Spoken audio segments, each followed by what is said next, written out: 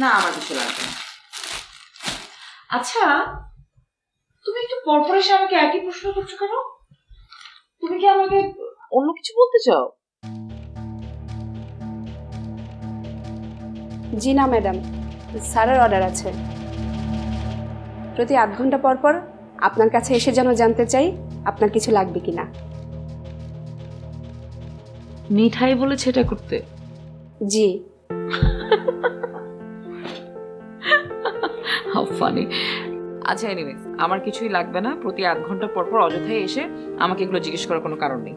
যদি আমার কোনো কিছু প্রয়োজন হয় আমি নিজে তোমাকে ডাকবো এবং ডেকে বলবো আমার কি প্রয়োজন। ওকে? কিন্তু ম্যাডাম, স্যারের অর্ডার যদি... মিঠাইকে নিয়ে টেনশন করার কোনো কারণ নেই, আমি মিঠাইকে নিজে বলে দেবো। Okay madam. আরে বারবার আমাকে ম্যাডাম বলবে না তো, খুবই কানে লাগে বিষয়টা। জি ম্যাডাম। আবার বললে ম্যাডাম। তুমি অন্য কিছু বলে ডাকো আমাকে। কি বলে ডাকবে?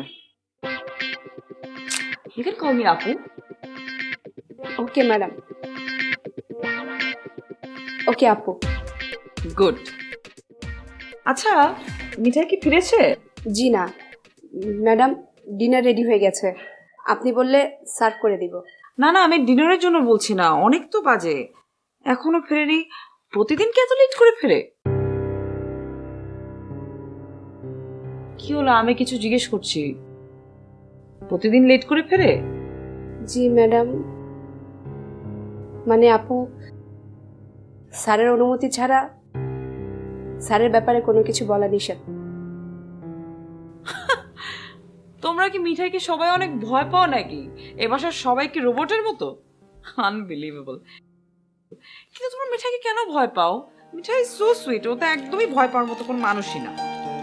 আচ্ছা আপু, আমি গেলাম, কিছু লাগলে সাথে সাথে আমাকে বলবেন।